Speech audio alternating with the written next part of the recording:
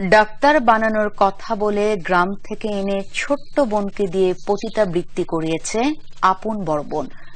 12 বছর বয়সী অন্তু জানিয়েছে তার ইচ্ছার বিরুদ্ধেই তাকে দীর্ঘদিন জঘন্য এমন কাজ করিয়ে যাচ্ছে বড় বোন মাফিয়া। ঘটনাটি ঘটেছে রাজধানীর মালিবাগে। তাদের গ্রামের বাড়ি চাঁদপুরে। রিপোর্ট করছেন ইলিয়াস হুসাইন। বড় হয়ে ডাক্তার হবে, মানুষের সেবা করবে, সংসারের অভাব ঘোচাবে, এমন হাজারো স্বপ্ন নিয়ে চাঁদপুর থেকে ঢাকায় বড় বোনের কাছে এসেছিল অন্তু। কিন্তু আসার পর থেকে তাকে দিয়ে জোরপূর্বক যৌন ব্যবসা করতে থাকে তারই আপন বড় বোন। বলছে যে তুমি এটার সাথে একটু কথা বলো, আমি আসতেছি। আচ্ছা, বলে চলে আসি। আমরা আপু এখানে কারা আসে?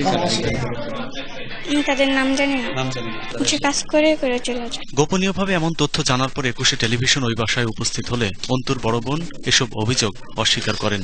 আমি এখানে কোনো কিছুই করি না। এক পর্যায়ে মাফিয়া তার অপকর্মের কথা অকপটে স্বীকার করেন। ওর পড়াশোনার খরচ জোগানোর জন্য এই লাইনের সাথে জড়িত হয়েছি 2 মাস যাবত। জাতীয় মানবাধিকার কমিশনের চেয়ারম্যানও জানিয়েছেন এটা স্পষ্ট মানবাধিকারের লঙ্ঘন। তাকে মারপিট করা হচ্ছে, অন্য ধরনের নির্যাতন করা হচ্ছে এবং এতে করে তাকে বাধ্য করা হচ্ছে এবং একবার যখন বাধ্য হয়ে গেছে এরপর তার নিয়ন্ত্রণটি তারা নিজের হাতে থাকছে। ঘটনা জানার পর পুলিশ এসে অন্তুকে উদ্ধার করে এবং মাফিয়াকেও গ্রেফতার করা হয়। অন্তু বাদী হয়ে বড় বোনের বিরুদ্ধে একটি মামলাও করেছেন।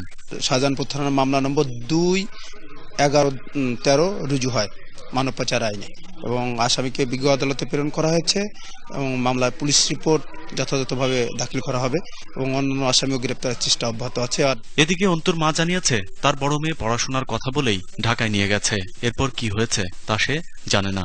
ছোট মাইয়াটা স্কুল ভর্তি করাইছে, যেহেতু গার্মেন্টস আর কি করে, তখন এখানে স্কুল ভর্তি করিয়া দিচ্ছে।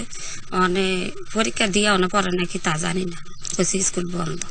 নিজের মেয়ের কাছেই যদি মেয়ের নিরাপত্তা না থাকে তাহলে সে আর কার কাছে যাবে, এটাই এখন পরিবারটির জিজ্ঞাসা। আমি কি করতে পারবো? আমার কোনো কেউ আছে? আমার ভূত নাই। ইলিয়াস হুসাইন, 21 টেলিভিশন, ঢাকা। আমি মাসের